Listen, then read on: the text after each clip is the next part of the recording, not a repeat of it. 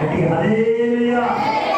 అందరూ నాతో చెప్పండి, ప్రయాసపడి ప్రయాసపడి భారము మోసుకొనుచున్న సమస్త జనులారా. ప్రయాసపడి భారము మోసుకొనుచున్న సమస్త జనులారా, మీరందరూ నా యొద్దకు రండి, నేను మీకు విశ్రాంతి కలుగజేయుదును. నేను సాత్వికుడను, దీన మనసు గలవాడను కనుక మీ మీద నా కాడి ఎత్తుకొని నా యొక్క నేర్చుకొని, అప్పుడు మీ ప్రాణములకు విశ్రాంతి దొరుకును.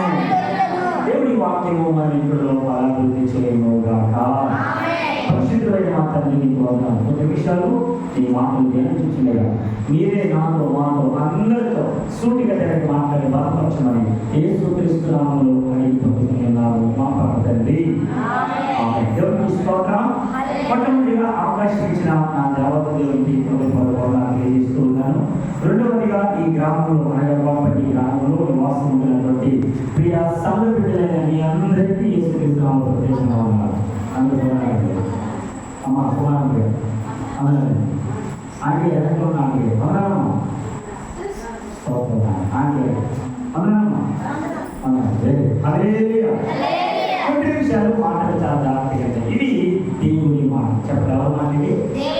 ఇక్కడ మనం మాట్లాడినామండి, భారము లేనటువంటి మనుషుడు ఎవరైనా ఉన్నారా? మీరు మాట్లాడారు. భారము లేనటువంటి మనిషి ఎవరైనా ఉన్నారా? శ్రమ లేనటువంటి మనుషులు ఎవరైనా ఉన్నారా? ఇబ్బందులు లేని మనుషులు ఎవరైనా ఉన్నారా?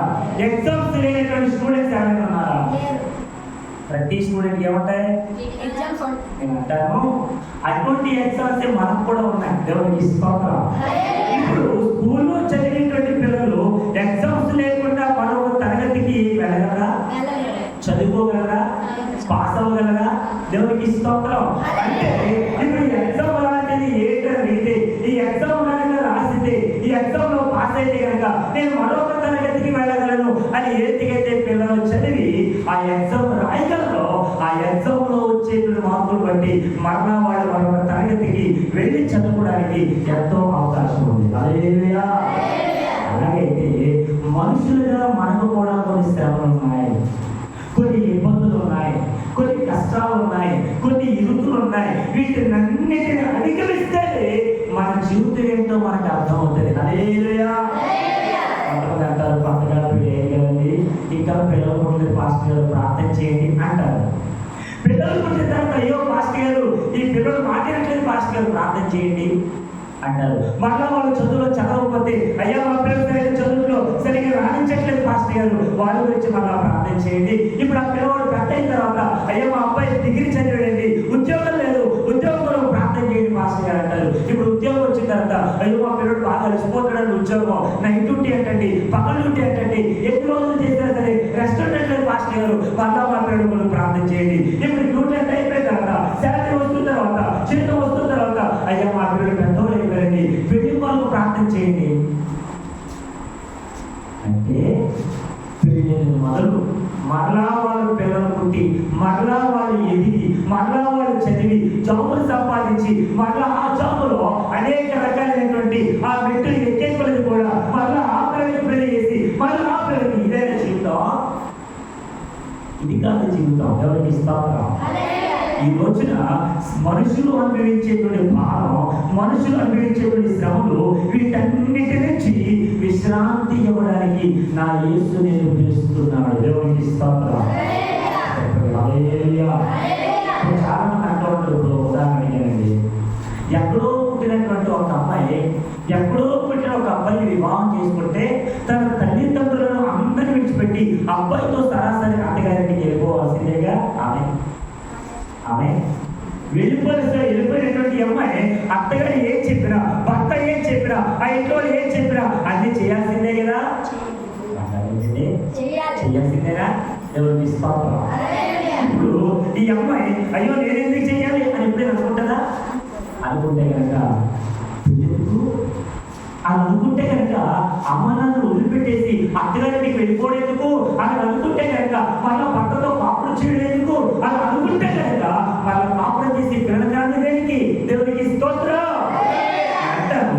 వీళ్ళంతా కూడా అయ్యో బాణం అండి, మొయలేకపోతున్నానండి, చేయలేకపోతున్నానండి, నా వల్ల కుదరట్లేదండి, అయ్యో నా వల్ల అవ్వట్లేదండి, నాకు చేత కాదండి, ఎప్పుడు చూసినా మా అత్త గారు, మా మామయ్య గారు, మా భర్త గారు, మా ఇంటి వారు అనేక రీతిలో పెడతారు. అయ్యో మమ్మీ నాకు ఎందుకు ఇబ్బంది చేస్తావు అని ఎప్పుడైనా కూతురు అమ్మగారి ఇంటికి వచ్చినప్పుడు చెప్పుకునే సందర్భాలు ఆ కొన్ని చోట్ల మనం వింటూ ఉంటాం. దేవుడికి ఇస్తా ఉంటాం.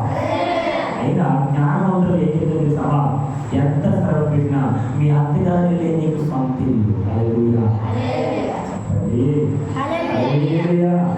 ఇప్పుడు శ్రమ పెట్టిన తర్వాత ఆ శ్రమలో నువ్వు తాడుకుంటే, ఆ బాధను దిగమిగితే, ఆ బాధను మొయ్యగలిగితే, దాని తర్వాత నువ్వు అనుభవించేటువంటి స్వతంత్రం నీకు ఎలా ఉంటుందో తెలుస్తుంది. హల్లెలూయా. తల్లిదండ్రులు అమ్మాయికి వివాహం చేసిన తర్వాత అబ్బాయి దగ్గర ఎలా బ్రతకాలో, అత్తగారి దగ్గర ఎలా ఉండాలో, పుట్టింటికి మెట్టినింటికి ఏ రీతిగా పేరు తీసుకురావాలో జ్ఞానవంతురాలైనటువంటి తల్లులు చాలా జాగ్రత్తలు చెప్తా ఉంటారు. హల్లెలూయా. చెప్పండి హల్లెలూయా. కొంతమంది ఆడవాళ్ళు ఉంటారు, అత్తగారి మాట వినరు, భర్త గారు లెక్క చేయరు, భర్త మాట వినరు, భర్తకు లోబడరు, ఆ ఇంటికి ఈ ఇంటికి తిరుగుతూ ఉంటారు.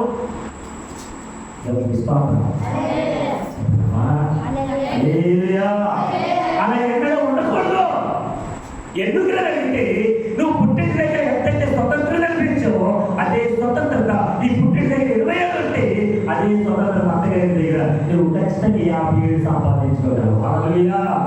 ఇప్పుడు నేను చెప్పేటువంటి మాట ఏంటంటే మనం కూడా ఒక భారణ వస్తున్నాం. ఈ భారం నుంచి విడుదలించడానికి ఏ ఒక్కరు కూడా మన దగ్గరికి రావట్లేదు, ఏ ఒక్కరు మనం సరిగా ప్రేమించట్లేదు, ఏ ఒక్కరు మనతో సరిగా మాట్లాడట్లేదు. అయ్యో నాకే బాధల, అయ్యో నాకే శ్రమల, నేను ఎందుకు అనుభవించాలి, నాకే ఎందుకు ఇటువంటి బాధలు రావాలి, ఎందుకు నాకు ఈ శ్రమలు అని అనుకుంటూ అనేక మంది ఆత్మహత్యలకు బాధపడుతున్న రోజులు ఈ రోజులు. దేవునికి స్తోత్రం.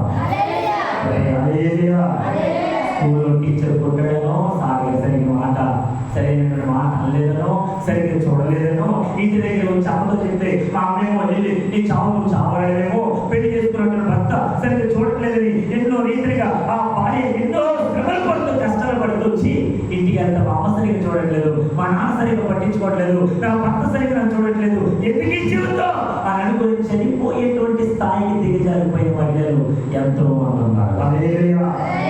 చదువు సరిగా అవ్వట్లేదని, చదువు సరిగా రావట్లేదని, ఎటువంటి జ్ఞానం ఉండట్లేదని అనేకమైనటువంటి వాటికి అలవాటు పడిపోయి జోదంలోనికి, మత్తు పానీయాలకి, అనేక రకాలైనటువంటి వాటికి అలాగా ఆ మందికి, ఆ మద్యానికి బానిసలుగా బ్రతుకుతున్నటువంటి యూత్ చాలా మంది. దేవునికి స్తోత్రం.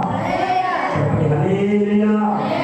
అలాగైతే కనుక ఈ గ్రామంలో అటువంటి శ్రమలు అనుభవిస్తున్న వారు ఎవరైనా ఉంటే, ఈ కొప్పకి గ్రామంలో ఈ స్వరం ఎంతమంది అయితే వింటున్నారు, ఈ మాట ఎంతమందికి అయితే వినబడుతుందో, ఈ స్వరం ఎంత దూరం అయితే వెళ్ళగలుగుతుందో వాళ్ళందరితో చెప్పేటువంటి మాట, నువ్వు ఏ భారం అయితే పోస్తున్నావో ఆ భారాన్ని తీసివేయడానికి నజరేయుడైనటువంటి యేసుక్రీస్తు ఈ లోకానికి వచ్చాడు. హల్లెలూయా. ఇప్పుడు వచ్చాడు అడిగితేనేమో 2025 సంవత్సరాల క్రితమే నా యేసు వచ్చాడు. వచ్చిన నా యేసు నీ నా భారాన్ని తీసేశాడు. హల్లెలూయా. అంటాడు సమస్త భారములు మోసుకొని వచ్చినటువంటి జనరా రండి, ఏం చేస్తారా యేసయ్యా అడిగితే యేసు ప్రభు మనందరి జీవితంలో విశ్రాంతిని ఇస్తాడు. హల్లెలూయా. మాట్లాడేమండి. ఒకవేళ ఇప్పుడు మనం ప్రార్థన రాకుండా ఇంటి దగ్గర ఉన్నాం అనుకోండి, ఏం చేస్తాం? టీవీ చూసేవాడు టీవీ చూస్తారు, సీరియల్ చూసేవాడు సీరియల్ చూస్తారు, మొబైల్ చూసుకున్నాడు మొబైల్ చూసుకుంటారు, అక్కడ కూడా గోడలు కూర్చొని అలుగులు కూర్చొని మాట్లాడుకుంటారు, ముసలమ్మ ముచ్చట్లను పెట్టుకుంటారు. అనేక రీతిగా అయ్యా రేపొద్దున ఏం చేస్తావు, ఈ రోజు ఏం చేస్తావు, అసలు ఈ రోజు ఎక్కడికి వెళ్ళావు, ఎంత సంపాదించావు, ఏం కష్టపడ్డావు, అసలు నీ కూతురు కాపురం ఎలా ఉంది, మీ అమ్మాయి సరిగ్గా చూసుకున్నారు చూడట్లేదా, అసలు మీ ఇంట్లో ఎటువంటి ఆనందం ఉందా లేదా, అసలు మీ అమ్మాయి లేదా మీ కోడలు నీరు పోస్తుందా లేదా అని రకరకాల మాట్లాడుకుంటూనే మాట్లాడుకుంటాం లేదా? దేవునికి స్తోత్రం. ఇప్పుడు మనందరం కలిసి ఎక్కడ ఉన్నాం? ఎక్కడ? దేవుని మందిరంలో, దేవుని సన్నిధిలో మనం ఉన్నాం. ఇప్పుడు మనం ముచ్చట పెట్టుకున్నావా? దేవుని మాట. హల్లెలూయా. ఈ దేవుని మాట నేను బ్రతికించాలి, నీ బాధలలో నెమ్మదించాలి, మన జీవితంలో సంతోషాన్ని ఇచ్చేది. ఎక్కడైతే కూర్చొని అక్కడ మన చేత ఆ ముగ్గురు చేత మాట్లాడుకుంటూ ఆ కబుర్లను చెప్పుకుంటూ ఉంటున్నప్పుడు మన బాధ అన్నిటికీ పోదు. కానీ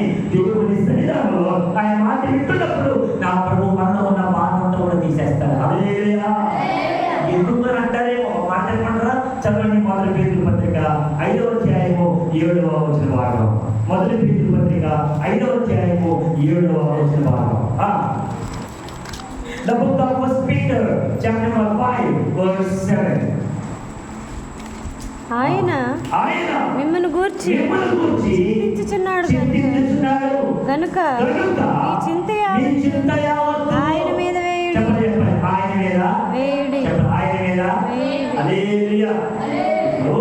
సొంత ఇంటిని వదిలేసి భర్తతో కలిసి వచ్చినటువంటి భార్యకి అన్ని చూడాల్సినటువంటిది ఎవరు? ఎవరు? భర్త. ఏమి పెట్టదా? ఏమి అమ్మలేదా? ఏమి నాగేసరికి చూడట్లేదా? ఎప్పటి అని అనకూడదు. నిన్ను నమ్ముకొని నీ వెంట వచ్చింది నీ భార్య. మెడలో పడినటువంటి 3 ముళ్ళ బంధం ఇంచుమించు 3 తరాల వరకు కలిసి ఉండేదిగా ఉండాలి మీ బంధం. దేవునికి స్తోత్రం. 3 తరాల వరకు అంటే మీరిద్దరు భార్య భర్తలు, మీకు పుట్టినటువంటి పిల్లలు, మళ్ళా వారికి పెళ్ళయి మళ్ళా వారికి పుట్టేటువంటి పిల్లలు ఉన్నంత వరకు దేవుడు మీ జీవితాన్ని సాధారణ చూడాలి. హల్లెలూయా. అందరూ 3 ముళ్ళు ఎంచుకుని భార్య నీతో పాటు కలిసి నీ యొక్క జీవితంలో ఎక్కడికి వెళ్ళినా కానీ నీ వెనకాల వస్తుంది. హల్లెలూయా. మరి అట్లాగైతే నీకు నాకు రూపాన్ని ఇచ్చినటువంటి, నీకు నాకు స్వరూపం ఇచ్చినటువంటి, నీ నా జీవితాన్ని సరి చేసినటువంటి యేసయ్య దగ్గరికి కూడా నువ్వు వచ్చినప్పుడు ఆయన ఏం చేస్తాడు తెలుసా? నీ చింత యావత్తు కూడా ఆయనే భరిస్తున్నాడు. హల్లెలూయా. ఆయన మన దేవుడు, మన సృష్టికర్త, మన నిర్మాణకుడు, మన జీవితాన్ని సరి చేసిన సరైనటువంటి గొప్ప దేవుడు. దేవునికి స్తోత్రం. హల్లెలూయా. మీరు ఏ భారమైతే మోసుకుంటున్నారు, ఏ భారమైతే మోయలేకపోతున్నారు, ఏ భారం చేతైతే కుమిలిపోతూ ఉన్నారు, ఏ భారం చేతైతే శ్రమ పడుతున్నారో ఆ భారం అంతా కూడా నా ప్రభువు మోసాడు. హల్లెలూయా. ఆయన సిలువ భారం మోసాడండి. ఆయన ఏం చేశాడు? సిలువ మోసుకున్నాడా లేదా నా యేసు ప్రభు? ఆ సిలువ మన పాపం భారం. నువ్వు నేను మనందరం చేసినటువంటి అనేకమైనటువంటి అతిక్రమాలు, పాపములు, దోషములు, వీటన్నిటిని నా యేసు ప్రభు మోసుకుని వెళ్ళిపోయాడు. హల్లెలూయా. చెప్పండి హల్లెలూయా. కొంతమంది అంటూ ఉంటారు, అయ్యో మా ఆయన ఎక్కువగా తాగేస్తారండి, మా ఆయన మాత్రం బాగుంది పాస్టర్ గారు, మా ఆయన గురించి ప్రార్థన చేయండి, మీరు ఉపవాసం ఉండి ప్రార్థన చేయండి పాస్టర్ గారు, మా ఆయన మారిపోతే కనుక నేను నా కుటుంబం, నేను నా పిల్లలు, మేమందరం కలిసి దేవుడి స్థితిలో ఉంటామండి, దేవుడు నమ్ముకుంటామండి, అందరూ దిగిపోతామండి, అందరం వచ్చేస్తామండి. నీ భర్త మారాలంటే ముందు ఆమె చెప్పండి హల్లెలూయా. నీ భర్త మారాలంటే ముందు ఎవరు మారాలి? నువ్వు మారాలి. నీ భార్య మారాలంటే ముందు ఎవరు మారాలి? నువ్వు మారాలి. నీ పిల్లలు మారాలంటే ముందు ఎవరు మారాలి? తల్లిదండ్రులు నీ పద్ధతులు మార్చాలి. దేవునికి స్తోత్రం. హల్లెలూయా. చిన్నప్పుడు పిల్లలకి అక్షరాలు రాకపోతే అక్షరం నేర్పించే విధానంలో అమ్మ ఆ పిల్లల చేయి పట్టుకొని, ఆ కడి పట్టుకొని, ఆ పక్క మీద ఏదైతే అమ్మ అని ఏదైతే రాయిస్తూ నేర్పించిందో ఇప్పుడు పెద్దవాడి తర్వాత వీడు రాయగలరు అమ్మాయి. ఆమె చెప్పండి గట్టిగా హల్లెలూయా. మరి చిన్నప్పుడు నేర్పించినటువంటి జ్ఞాపకం ఇప్పుడు పెద్ద దిగిన తర్వాత నీ పిల్లలు నీ మాట ఎందుకు వెళ్ళిపోతున్నారు అని అడిగితే దానికి కారణం కూడా మన దగ్గర ఉంది. హల్లెలూయా. ఇప్పుడు నీ పిల్లలు సరిగ్గా మాట్లాడట్లేదు, అదొక బాధ. నీ భార్యని మాట్లాడట్లేదు, అదొక బాధ. నీ భర్త ఎప్పుడు చూసినా తాగుబోతుగా, తిరిగిపోతుగా, అనేక రకాలైనటువంటి వాటిని వ్యక్తులుగా మార్చుకొని రోడ్లంటే తిరుగుతూ చల్లాచెదరవుతూ ఇంటిని అనేకమైనటువంటి బానిసగా మార్చేటువంటి ఈ బ్రతుకులో నా భర్త మారితే బాగుండు, ఈ భారం తీరిపోతే బాగుండు, అప్పుల భారం, పిల్లల భారం, పెళ్లిల భారం, అయ్యో మా అత్తగారింటికి ఏదో ఒకటి తీసుకెళ్ళాలని కూతురు అమ్మగారింటికి వచ్చి, అమ్మా అల్లుడు మీ అల్లుడు బయట అడుగుతున్నాడే, అమ్మా మీ అల్లుడు మంచం అడుగుతున్నాడే, అమ్మా ఇరుకులో కోరుతున్నాడే, ఈ మాటలన్నీ చెప్పేసరికి మళ్ళా అమ్మ నాన్న కూలిపోతా ఉంటారు. హల్లెలూయా. చేతులు బయట చెప్తాం. హల్లెలూయా. అంటాను నువ్వు ఏ భారం వస్తున్నా పర్వాలేదు. మాట చెప్పంటారా? మేము పశ్చిమ గోదావరి జిల్లా ప్రాంతం నుంచి మీ దగ్గరికి వచ్చాం. మీ దగ్గరికి రావడానికి మేము ఎన్ని ప్రయత్నాలు, ఎంత శ్రమపడ్డాం, ఎంత భారం వస్తున్నాం, కానీ మిమ్మల్ని చూడగానే మీ దగ్గరికి రాగానే మా భారం అంతా పోయింది. కారణం తెలుసా? మమ్మల్ని ఇక్కడ నడిపించిన మా యేసయ్య మా ఉండేటువంటి ఆ భారము, ఆ నిద్రమత్తు, ఆ నిద్ర భారం ఏది రాకుండా చేసి మీకు దేవుని మాటలు అందించడానికి నా ప్రభు క్షేమంగా నడిపించారు. హల్లెలూయా. చేతులు పైకి తీసుకోవాలని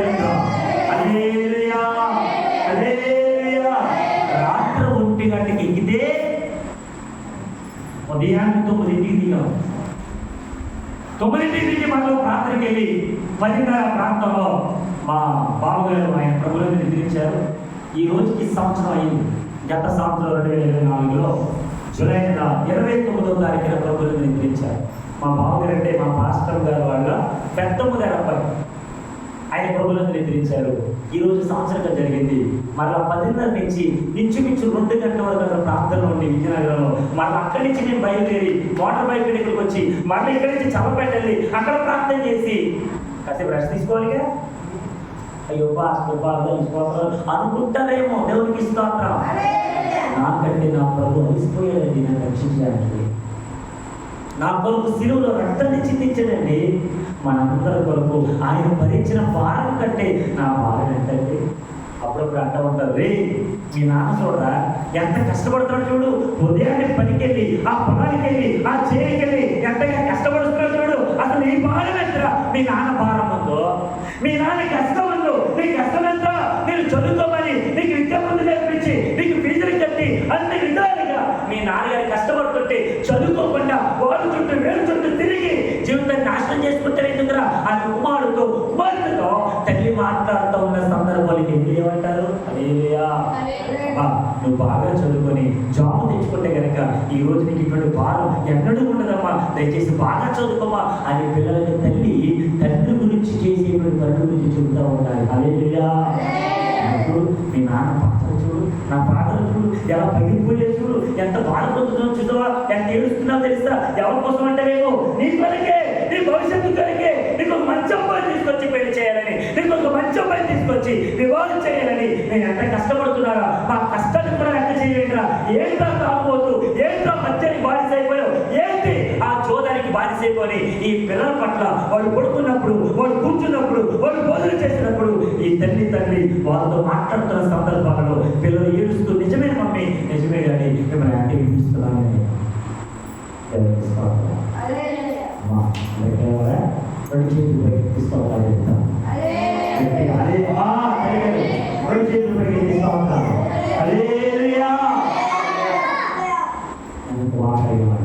మరి మీ పిల్లలు చేసేటువంటి తప్పుదోడు బట్టి నువ్వు ఏడుస్తున్నావే, వాళ్ళు మనం చేసే తప్పుదోడు బట్టి నా ప్రభు ఆడట్లేదా? నా ప్రభు దుఃఖపడట్లేదా? కొంతమంది అటువంటి ఏమో చర్చకి రావాలంటే అయ్యి ఏం చెప్పమంటారండి, మా అమ్మాయి సరిగ్గా మాట్లాడట్లేదండి, దాన్ని రెడీ చేసి ఈ చర్చికి తీసుకొచ్చే సమయానికి టైం అయిపోయింది పాస్ అయ్యారు, అందుకే చర్చి మానేసామండి. మరి కొంతమంది అంటూ ఉంటారు, అమ్మ మీరెందుకు చర్చి మానేసారంటే అయ్యా ఏం చెప్పండి పాస్టర్ గారు, మాకు ఎన్ని అప్పులునే తెలుసా, మాకు ఎన్ని రుణాలునే తెలుసా, అయ్యో ఆదివారం కూడా పని మారి తెగ పాస్టర్ గారు పనికి వెళ్ళామండి. మరి కొంతమంది అంటూ ఉంటారు, అమ్మా మీరు ఎవరొస్తుంది కదా చర్చికి ఎందుకు రావట్లేదు, ఏం చెప్పండి పాస్టర్, రాత్రి అంత అయితే తెలుసా పుడుకోలు సరిగ్గా మేము రాత్రి 12 గంట అయింది, అసలు మా ఫ్రెండ్స్ అందరూ తెగ మాట్లాడుతున్నాడు, ఎక్కడైతే పొద్దునెక్కడికి వెళ్దాం ఆదివారం కానీ సెలవు కదా ఏం చేద్దామంటారా అని మేము అందరం ప్లాన్ చేసుకునే లేదు లేదు పాస్టర్ గారు, ఇంకా చర్చి మానేసాం పాస్టర్ గారు. ఇది తప్ప కదా, తప్ప కదా, ఎవరికి స్తోత్రం చెప్పండి, స్తోత్రం చెప్తాం. మరి మనని బట్టి ఆయన ఏడుస్తున్నాడు కదా, నీ బాధను మోస్తాడు, నీ శ్రమను మోస్తాడు, నీ చిత్తయావత్తు మోస్తాడు, నీకు విడుదల ఇచ్చాడు, రక్షణ ఇచ్చాడు. ఇదిగో ఈ గ్రామంలో ఈ మాట వింటున్న వారందరి చేత నా ప్రభు మాట్లాడుతున్న మాట, నువ్వు ఏ భారం మోపుతున్నా కానీ, నువ్వు ఏ మోసుకెళ్ళిపోతున్నా కానీ, అయ్యో నా వల్ల కాదు, చావే శరణు, చచ్చిపోతే బాగుండు, మరణమే శరణు అని అనుకుంటున్న వారు ఎవరైనా ఉంటే కనుక ఇదిగో ఈ రోజు ఈ మాట నీ జీవితాన్ని బ్రతికిస్తుంది, నీ జీవితాన్ని అనేక రీతిగా లేవనెత్తుతుంది, నీ జీవితాన్ని సరైనటువంటి దారిలో నడిపించగలిగిన మాట నజరేయుడైన యేసుక్రీస్తు మాట. దేవునికి స్తోత్రం. దగ్గరగా హల్లెలూయా. నా ప్రభు మాట మనం బ్రతికించే మాట, నా ప్రభు మాట మనల్ని లేవనెత్తగలిగిన మాట, నా ప్రభు మాట నువ్వు బలహీనములో ఉంటే నేను బలపరిచి ఆరోగ్యం ఇచ్చేటువంటి మాట. దేవునికి స్తోత్రం. హల్లెలూయా. అంటాడు కదా, ఇదిగో ప్రయాసపడి భారము మోసుకుంటున్న ఎవరైతే సమస్త జీవులారా ఈ లోకంలో ఎక్కడున్నా సరే పర్వాలేదు, ఈ మారుమూల గ్రామంలో, ఈ మారుమూల పల్లెలలో, ఈ యొక్క పట్టణాలలో ఎక్కడ ఉన్నా పర్వాలేదు కానీ నిన్ను పిలుస్తున్నాను యేసేశ్వరాన్ని గుర్తుపట్టురా. భర్త పనికి ఇంటికి వచ్చేసరికి అమ్మాయి అనే మాట వినబడగానే భార్య ఎక్కడున్న అక్కలు రాడుకుంటూ భర్త దగ్గరికి రావాల్సిందే. ఆమె ఆమె ఈరోజు అంటున్నారు వస్తున్నాడు ఏంటి అడగత్రం వస్తారు కదా ఎప్పుడు చూసి మాట్లాడాలేంటి. ఎంతమంది ఇలా మాట్లాడుతున్నారు దేవునికి స్తోత్రం. ఎప్పుడు ఇలా మాట్లాడకూడదు. భర్త రాగానే భర్త కొరకు ఎదురు చూసేటువంటి భార్యగా అయ్యో మా ఆయన కలిసిపోయారా, అయ్యో మా ఆయన వచ్చారా, ఇంకా మా ఆయన మీరు కూడా ఇంటి దగ్గర కలిసిపోతారు, తప్పలేదు. కానీ నేను ప్రేమించిన నీ భర్త నీ గురించి, తన పిల్లల గురించి, తన కుటుంబం గురించి బయటికి వెళ్ళి కష్టపడి వస్తున్నాడు కదా, ఆ కష్టాన్ని లెక్క చేయవా? నా ప్రభువు చేసిన త్యాగాన్ని లెక్క చేయవా? ఆయన పడినట్టుగా శ్రమను లెక్క చేయవా? ఆయన సిలువను మోసుకుంటూ వెళ్ళాడు, ఆ సిలువనికి లెక్కలేదా? ఆ సిలువ పైన 3 బ్రేకుల మీద ఆకాశానికి భూమికి మధ్యలో వేలాడిపోయిన యేసు నీకు అక్కర్లేదా? దేవునికి స్తోత్రం. హల్లెలూయా. యేసు ప్రభు దగ్గర నుంచి వచ్చేటువంటి ఆశీర్వాదాలు కావాలా? యేసు ప్రభు ఇచ్చేటువంటి దీవెన కావాలా? యేసు ప్రభు ఇచ్చేటువంటి అనేక రకాలైనటువంటి ఆశీర్వాదాలు నింపుకోవడానికి చూస్తావా? కానీ ప్రభు మంత్రంలో ఎలా ఉండాలో నేర్చుకోవా? దేవునికి స్తోత్రం. చెప్పండి హల్లెలూయా, హల్లెలూయా. నేను ముగిస్తున్నాను. నువ్వు ఏ భారం మోసుకొచ్చినా పర్లేదు, కానీ నీ భారాన్ని మోయగల సమర్థుడు నా యేసు ఎవరున్నాడు. ఆయన నీ పాపాన్ని క్షమించాడు, నీ జీవితాన్ని సరిచేశాడు, నిన్ను బాగు చేశాడు, నిన్ను నడిపిస్తున్నాడు, ఆరోగ్యం ఇచ్చాడు, ఆశీర్వదించాడు, ఆయన లేవనెత్తాడు. ఆయన పడికల మీద, ఆ బెడ్ మీద, ఆ ఐసీయూలో ఎన్ని రోజులు పడుతున్నావో వదిలేదా? అయిన వాళ్ళు, ఇల్లు వాళ్ళు, పొరుగు వాళ్ళు వచ్చి నేనేమో బాధించారా? నీ దగ్గరకు వచ్చామా ఎలా ఉన్నావు అని అన్నారా? ఎవ్వరు మా దగ్గరికి రారండి. దేవునికి స్తోత్రం. అయ్యో మా బంధువులండి, అయ్యో మా రక్త సంబంధికులండి, అబ్బో వాళ్ళు ఎంత బాగా మాట్లాడుతారో తెలుసండి, అసలు ఎంత ప్రాణం ఇచ్చేది ఎవరు? ఎవరండి? మా నాన్నగారు ప్రభునందు వాళ్ళు 2.5 సంవత్సరాల క్రితం ప్రభుత్వం ఎదిరించారు. ఆయన బ్రతుకున్నప్పుడు అందరూ కూడా మా దగ్గరికి వచ్చేవారు. ఇప్పుడు ఆయన మా నాన్నగారు మా దగ్గర లేరు. ఇప్పుడు ఒకరు కూడా మా దగ్గరికి రావట్లేదు. వస్తుందా? రాదు. మనం అనుకుంటాం రాదు. కానీ నిజమైన యేసయ్య, నిజమైనటువంటి దేవుడు, నజరేయుడైనటువంటి యేసయ్య నీ కొరకు సమస్తాన్ని ఇక్కడికి వచ్చేసాడండి. హల్లెలూయా. చెప్పండి హల్లెలూయా. అటువంటి యేసు ప్రభువును నువ్వు నమ్ముకోగలిగితే, నువ్వు వెంబడించగలిగితే, ఒప్పుకోగలిగితే, ఆ యేసు ప్రభు నువ్వు మోస్తున్న భారాన్ని ఆయన తీసేశాడు. ఎవరికి స్తోత్రం. ఇంకొక మాట చెప్తాను, చెప్పి నేను త్వరగా ముగిస్తాను. ఒక రోజున ఆయన పొలం పనికి వెళ్ళి సైకిల్ వేసుకుని వెళ్ళి గట్టి కోసి ఆ గట్టి నెత్తి మీద పెట్టుకొని, బాగా వినాలి, నెత్తి మీద పెట్టుకొని ఆ సైకిల్ నడిపించుకుంటూ వస్తున్నాడు. బాగా వినాలి. ఎప్పుడైతే సైకిల్ నడిపించుకుంటూ వస్తున్నాడో అటు సైడ్గా వస్తున్నాడు ఒక కారు. ఆయన చూసి అయ్యో దగ్గరలో ఉన్నారు కదా, ఈ పాపం పైన ఆ మూట ఎత్తుకున్నాడు, ఆ గడ్డి మోస్తున్నాడు, ఒక చేతిని సైకిల్ నడిపిస్తున్నాడు. అసలు ఏమైతే ఏంటని చూసరికి సైకిల్ టైర్ పంచర్ అయిపోయింది. అదే పాపం దాన్ని ఏం చేస్తాడంటే నడిపించుకుంటూ వస్తూ ఉన్నాడు పాపం. అప్పటికే దాన్ని ఎత్తినది ఏముంది? గట్టి బాగానే ఉంది. యాక్చువల్ అయితే టైర్ పంచర్ ఏం చేయాలి? దాని పెట్టి నడిపించాలి. ఇదేం చేస్తాడంటే ఒకవేళ టైర్ పంచర్ అయిపోయింది కాబట్టి మళ్ళీ దాన్ని గడ్డి మొక్క ఎక్కువ బరువు మోపుతాయి కనుక లోపల చూపు కూడా పాడైపోతాయని చెప్పి దాని మీద బరువు మోపకుండా దాని ఎత్తి మీద బరువు పెట్టుకొని సైకిల్ ఒక చేతి నడిపించుకుంటూ వస్తూ ఉంటుంటే కారు నుంచి చూసి అయ్యో ముసలైన కదా, ఉద్దాలు ఉన్నారు కదా, ఎందుకు పాపం ఏం నడుస్తున్నాడు, కారు ఎక్కించుకుందాం అని చెప్పి ఆయన ఏం చేస్తున్నాడు? తాతయ్య మీరు ఏమనుకోండి, మీరు కారు ఎక్కండి, ఆ సైకిల్ పెట్టండి, మళ్ళీ మనం తెచ్చుకొచ్చి అని చెప్పి సైకిల్ పడేసి ఆ మూట పట్టుకొని లోపల కారు ఎక్కించుకున్నాడు. దేవుని స్తోత్రం. ఇప్పుడు కారు మెల్లిగా వెళ్తా ఉంది. బాగా ఈ కారు మెల్లిగా వెళ్తూ ఉండగా అసలు తాతగా దిగించుకున్నా కదా, అసలు తాత ఎలా కూర్చోండి ఏంటో ఒకసారి చూద్దామని చెప్పి ఈ డ్రైవింగ్ చేసేటువంటి ఈయన వెనక్కి చూసేసరికి ఆ తాతేమో అప్పటికే బాగా చెమట కలుగుతూ ఉన్నాడంట. కారులో కూడా ఏం చేస్తారా?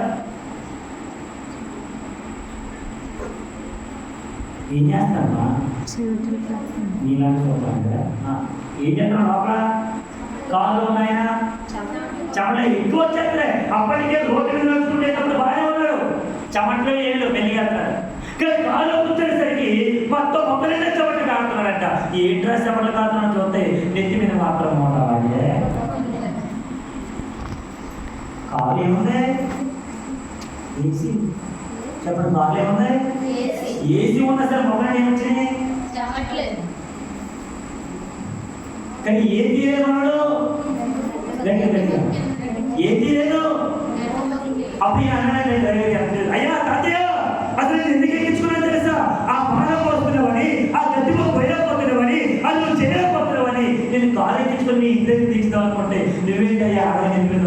అప్పుడు బాబా నన్నేం కాదు మమ్మీ కదా, నాకు నోరు కూడా పోయాలా అందుకని తెచ్చలేదయ్యా అన్నాడు. దేవుడికి స్తోత్రం. హల్లెలూయా. ఆలోచించదగిన మాట ఏంటంటే, నీకు భారం తీరిపోవాలని, నీ భారం తీరిపోయి సంతోషంగా ఉండాలని ఏ కాలం ఎక్కించుకున్నా కానీ నీకు చెమటలు ఎందుకు పడుతున్నాయంటే నీ నెత్తి మీద ఉన్న భారం వేయలేదు. నువ్వు పక్కన ఎక్కలేదు.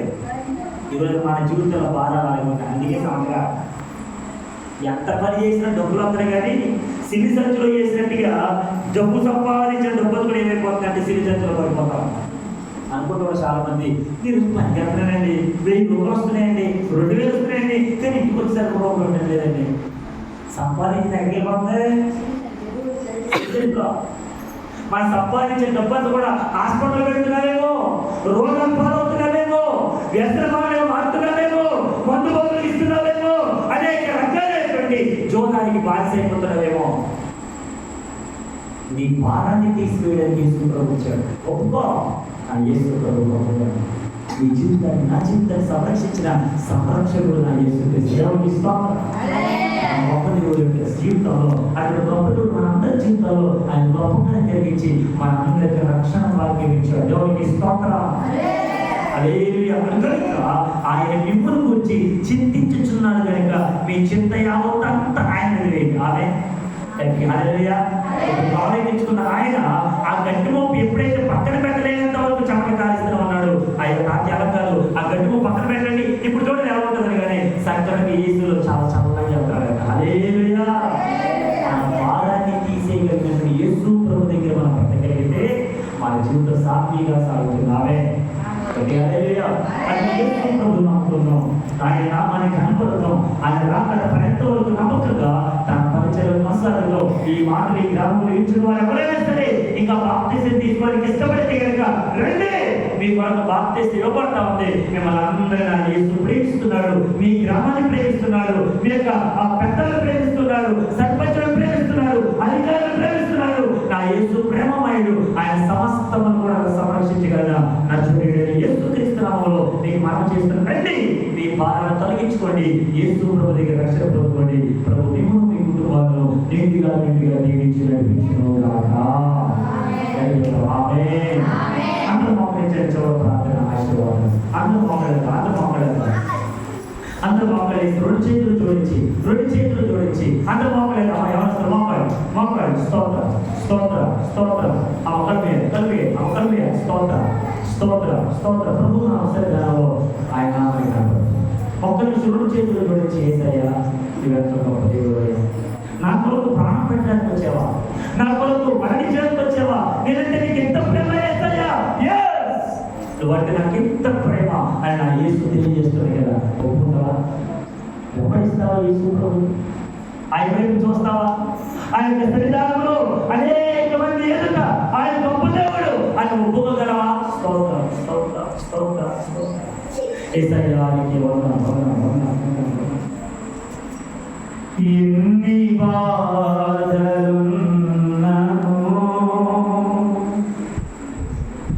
ఇబ్బందులెదురైనను,